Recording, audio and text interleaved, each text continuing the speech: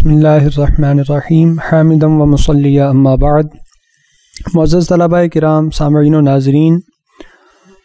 ہم نے نور العزا کے گزشتہ سبق میں وضو کے فرائض،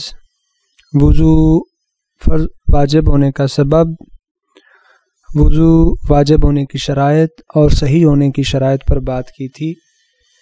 ہمارا آج کا سبق وضو کے بقیہ احکام سے متعلق ہے۔ اس میں ہم وضو کے بقیہ احکام کے ساتھ ساتھ انشاءاللہ وضو کی سنتیں بھی پڑھیں گے۔ صاحب نور العزا نے ارشاد فرمایا، یجب غسل ظاہر اللحیۃ الکثۃ فی اصح ما یفتیٰ بہ۔ اصح قول کے مطابق جس پر فتویٰ دیا گیا ہے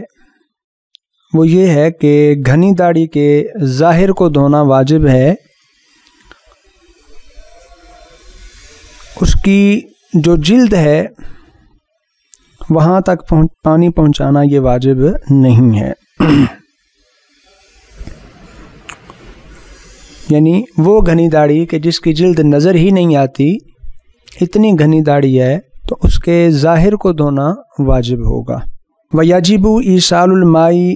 إِلَى بَشَرَةِ اللِّحْيَةِ الْخَفِيفَةِ۔ دوسرا مسئلہ یہ بیان کیا، اگر داڑھی شریف گھنی نہیں ہے بلکہ خفیف ہے، جلد نظر آتی ہے،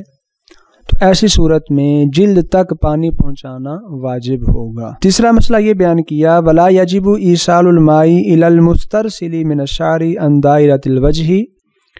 وَلَا إِلَى مَنْ كَتَمَ مِنَ الشَّفَتَيْنِ عِنْدَ الْإِنْضِمَامِ۔ چہرے کے دائرے سے باہر نکلے ہوئے بالوں کو پانی کے ساتھ تر کرنا یا ان تک پانی پہنچانا یہ واجب نہیں ہے۔ چہرے کا جو دائرہ ہے اس دائرے سے جو باہر نکلے ہوئے بال ہیں، پھیلے ہوئے بال ہیں، ادھر ادھر بکھرے ہوئے بال ہیں، ان تک پانی پہنچانا واجب نہیں ہے۔ اسی طرح جب روٹین کے مطابق ہم اپنے ہونٹوں کو ملاتے ہیں، ہونٹوں کو ملانے کے وقت جو حصہ چھپ جاتا ہے اس تک بھی پانی پہنچانا واجب نہیں ہے۔ چوتھا مسئلہ یہ بیان فرمایا، وَلَوْ انضمت الْأَصَابِعُ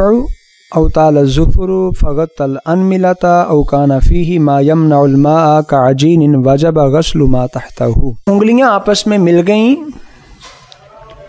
یا ناخن اتنے لمبے ہو گئے کہ انہوں نے آگے جو پوروں والا حصہ ہے اس کو نیچے چھپا لیا، أَوْ كَانَ فِيهِ مَا يَمْنَعُ الْمَاءَ، یا ناخنوں کے نیچے ایسی چیز ہے جو پانی کو جلد تک پہنچنے سے مانع ہے، جیسے کہ آٹا وغیرہ ہے، تو واجب غسل ما تحتہ، ان تینوں صورتوں کے اندر ناخنوں کا جو نیچے والا حصہ ہے اس کو دھونا واجب ہوگا۔ پانچواں مسئلہ یہ بیان فرمایا، ولا یمنع الدرن وخر البراغیث ونحوها، میل کچیل، کیکڑے وغیرہ کی بیٹ اگر یہ ناخنوں کے نیچے ہو تو یہ پانی کو جلد تک پہنچنے سے نہیں روکتی، لہذا اس سے کوئی فرق نہیں پڑے گا۔ آگے فرمایا، وَيَجِبُ تَحْرِيكُ الْخَاتَمِ الضَّيِّقِ۔ چھٹا مسئلہ یہ ہے کہ اگر کسی نے انگوٹھی پہنی ہوئی ہے اور وہ انگوٹھی تنگ ہے، جلد کے ساتھ چپکی ہوئی ہے، تو جب وضو کرنا ہے تو اس تنگ انگوٹھی کو حرکت دینا واجب ہوگا تاکہ اس کے نیچے تک پانی پہنچ سکے اور نیچے والی جلد مکمل طور پر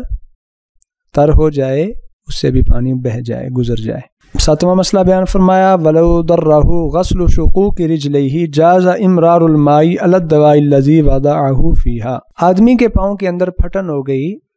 ایڑیوں سے پھٹ گئے، جیسے کام کاج کی وجہ سے یا مختلف امراض کی وجہ سے، موسمی خرابی کی وجہ سے، جیسے بھی آدمی کے پاؤں جو ہیں وہ ان میں مختلف جگہ پہ پھٹن ہو گئی، تو اس پھٹن کے اندر آدمی نے دوائی لگائی ہوئی ہے تاکہ درد وغیرہ سے بچا جا سکے اور وہ پھٹن بھی ٹھیک ہو جائے۔ اب اس صورت میں دیکھیں گے کہ اگر تو اس پھٹن والی جگہ پہ پانی بہانا، اسے دھونا، یہ آدمی کے لیے تکلیف دہ ہو تو دوا لگا کر اس دوا کے اوپر سے پانی بہا دینا یہ کافی ہوگا، اور اس سے وضو جو ہے وہ مکمل ہو جائے گا۔ پاؤں میں پھٹن ہے، اگر اس پر پانی بہانے، اس میں سے پانی گزارنے سے آدمی کو تکلیف ہو تو اس میں دوا لگا کے اس دوا کے اوپر سے پانی گزار دیں گے تو یہ کافی ہو جائے گا۔ آگے فرمایا ولا يعاد المسح ولا الغسل على موضع الشعر بعد حلقه ولا الغسل بقص ظفره وشاربه۔ آدمی نے سر کے بال اتروائے، حلق کروایا، تو حلق کروانے کے بعد وہ جگہ جو دھونے والے حصے میں آتی ہے اسے دھونا، اور مسح والی جگہ پہ مسح کرنا یہ ضروری نہیں ہے، دوبارہ اس کو کرنے کی حاجت نہیں ہے۔ ایک دفعہ آدمی نے وضو کر لیا ہے، اس کے بعد حلق کروایا تو نہ تو دوبارہ اس جگہ کو دھونے کی ضرورت ہے اور نہ مسح کے اعادہ کی ضرورت ہے۔ اسی طرح کسی شخص نے ناخن تراشے، مونچھیں تراشیں، تو ناخن اور مونچھیں تراشنے کے بعد ان جگہوں کو دھونا، پوروں وغیرہ کو دھونا یا مونچھوں والی جگہ کو دھونا، اس کی بھی حاجت نہیں ہے۔ اس فصل کے اندر صاحب نور العزا رحمۃ اللہ تعالی علیہ نے مختلف مسائل کو جمع کیا جو الحمدللہ ہم نے مکمل کیے، اور ان کا وضو کی جو بقیہ بحث ہیں احکام وضو کے اتمام کے حوالے سے ان کے ساتھ تعلق تھا۔ اب اس کے بعد اگلی فصل کے اندر صاحب نور العزا نے وضو کی سنتوں کا ذکر فرمایا ہے، تو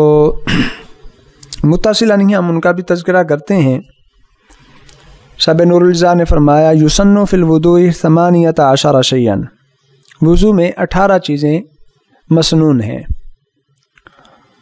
کون کون سی؟ فرمایا غسل الیدین الی الرسغین،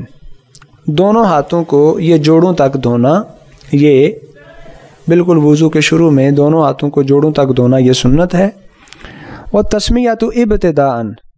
اور وضو کے شروع میں بسم اللہ شریف پڑھ لینا یہ بھی سنت ہے۔ والسواک فی ابتدائہ ولو بالاصبع عند فقدہ، وضو کے شروع میں مسواک کرنا یہ بھی سنت ہے، اور اگر لکڑی کی مسواک دستیاب نہ ہو تو ایسی صورت میں انگلی کے ساتھ ہی مسواک کر لینا یہ سنت ہوگا۔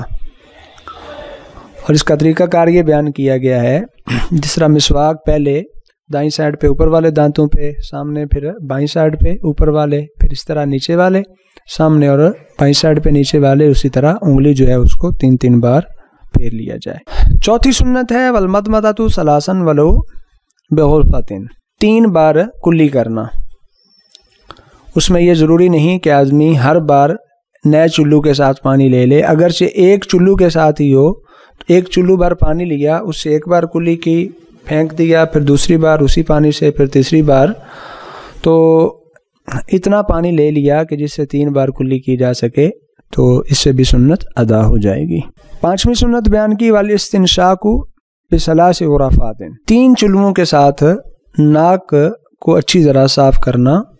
ایک بار پانی ڈالا دائیں ہاتھ کے ساتھ اور بائیں ہاتھ کے ساتھ اچھی طرح صاف کر لیا جائے، پھر دوبارہ پانی ڈالا، پھر بائیں ہاتھ کے ساتھ صاف، اور پھر اسی طرح تیسری بار، یہ سنت بھی ادا ہو جائے گی۔ 6ٹھی اور 7ویں سنت یہ ہے کہ والمبالغۃ فی المضمضۃ والاستنشاق لغیر الصائم، اگر کوئی شخص روزہ دار نہیں ہے جب کلی کرنی ہے تو کلی اچھے طریقے سے کرے، غرغرے کے ساتھ، تاکہ منہ کی اچھی طرح صفائی ہو جائے۔ اسی طرح جب ناک میں پانی ڈالنا ہے تو ناک کی بھی اچھی طرح صفائی کر لی جائے، اس میں مبالغے سے کام لیا جائے تاکہ کسی قسم کی میل کچیل اندر باقی نہ رہے، گرد وغیرہ سب کچھ نکل جائے۔ 8ویں سنت بیان فرمائی وتخلیل اللحیۃ الکثۃ بکف ماء من اسفلها، گھنی داڑھی جس سے جلد نظر نہیں آتی، اس کے حوالے سے سنت یہ ہے کہ آدمی اپنی ہتھیلی میں پانی لے کے دائیں یا بائیں جس میں بھی، تو وہ بالکل نیچے سے جو ہے اس کا خلال کرے، اچھی طرح اس کا خلال کر لے، یہ بھی سنت ہے۔ وتخلیل الاصابع، انگلیوں کا خلال کرنا، ہاتھوں کی انگلیوں کا، کہ وہ ایک دوسرے کے اندر داخل کر کے، اور پاؤں کی انگلیوں کا اس کے حوالے سے یہ ہے کہ جو بائیں ہاتھ کی سب سے چھوٹی انگلی ہے اس کے ساتھ یہ سمجھ لیں پاؤں ہے، تو یوں ساری انگلیوں کا آدمی خلال کرتا چلا جائے گا۔ وتثلیث الغسل، جن اعضائے وضو کو دھونا ہوتا ہے ان کو 3 بار دھونا، یہ بھی سنت ہے۔ 11ویں سنت واستعاب الراس بالمسح مرتان، ایک بار پورے سر کا مسح کرنا، یہ بھی سنت ہے۔ پورے سر کا، چوتھائی سر کا مسح کرنا یہ فرض ہے، پورے سر کا مسح کرنا یہ مسنون عمل ہے۔ 12ویں سنت ہے ومسح الاذنین ولو بماء الراس، دونوں کانوں کا مسح کیا جائے چاہے وہ سر والے پانی کے ساتھ ہو، یعنی ایک بار ہاتھوں کو بھگویا اور سارے سر کا مسح کیا، پھر کان جو ہے وہ جو انگلیاں ہیں ان کا کانوں کے ساتھ، انگلیوں کے ساتھ کانوں کا مسح کر لیا، پانی وہی ہے جو سر والا استعمال کیا تھا۔ 13ویں سنت والدلک، اعضاء کو جب دھونا ہے تو مل مل کے دھویا جائے تاکہ اوپر گرد وغیرہ ہے، میل کچیل ہے تو وہ اچھی طرح اتر جائے۔ اور 14ویں سنت ہے والولاء، وقفہ نہ کیا جائے بلکہ پے در پے دھویا جائے، کہ آدمی نے وضو کا آغاز کیا، کلی کے ساتھ ہی ناک میں پانی چڑھایا، منہ دھو لے، دایاں ہاتھ بازو بایاں بازو، سر کا مسح اور پھر دایاں پاؤں بایاں پاؤں، تو یہ تسلسل کے ساتھ درمیان میں کسی اور کام کاج میں مشغول نہ ہو۔ والنیت، اور اس میں شروع میں ثواب کی نیت کرنا، یہ بھی سنت ہے۔ اور 16ویں سنت ہے والترتیب کما نص اللہ تعالی فی کتابہ، اللہ تعالیٰ نے جیسے اپنی کتاب میں اعضائے وضو کو دھونے کی، مسح کرنے کی ترتیب بیان کی ہے، اسی ترتیب کے ساتھ سارے افعال کو انجام دینا یہ بھی سنت ہے، کہ سب سے پہلے چہرہ دھونا ہے،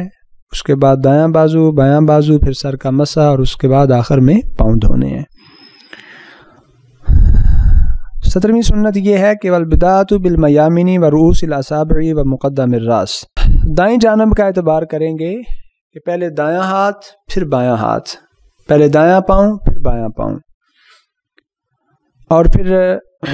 انگلیوں کو دھوتے وقت انگلیوں کے جو سرے ہیں ان کو پہلے دھوئیں گے، پاؤں کی انگلیاں ہوں ہاتھوں کی انگلیاں ہوں۔ اور سر کا مسح کرتے وقت جس چیز کا لحاظ کرنا ہے وہ یہ کہ سر کا اگلا حصہ، تو سر کے اگلے حصے پر مسح کیا جائے، ادھر سے مسح کا آغاز ہوگا، یہ سنت ہے۔ اور 18ویں سنت یہ ہے مسح الرقبۃ الی الحلقوم، گردن کا مسح کرنا ہے، یہاں تک، یہ سارے آگے حلقوم کا مسح کرنا یہ سنت نہیں ہے۔ تو یوں یہ 18 سنتیں ہیں وضو کے اندر جن کا صاحب نور العزا نے یہاں ذکر فرمایا، اور آخر میں ایک ضعیف قول یہ بھی ذکر کیا ہے کہ جو آخری 4 ہیں، یعنی نیت، ترتیب، دائیں جانب سے شروع کرنا اور گردن کا مسح، ان کے بارے میں فرمایا کہ یہ چاروں مستحب ہیں۔ کہا ان الاربعۃ الاخیرۃ مستحبۃ، آخری 4 مستحب ہیں اور پہلی 14 جو ہیں وہ سنت ہیں، لیکن یہ ضعیف قول ہے۔ جو اس سے بہتر قول ہے اس کے مطابق یہ 18 کی 18 چیزیں ہی سنت ہیں، رسول اللہ صلی اللہ علیہ وسلم نے ان کو اپنے معمول میں جاری رکھا۔ الحمدللہ یہاں تک ہم نے آج کے سبق میں وضو کے بقیہ احکام کے ساتھ ساتھ وضو کی سنتوں کا بھی ذکر کیا۔ انشاءاللہ ہمارے اگلے سبق کے اندر وضو کے آداب، مکروہات وغیرہ کا ذکر ہوگا۔ بارگاہ رب العزت میں دعا ہے کہ اللہ تعالیٰ علم فقہ سے ہمیں کما حق کو استفادہ کی توفیق عطا فرمائے، آمین یا رب العالمین۔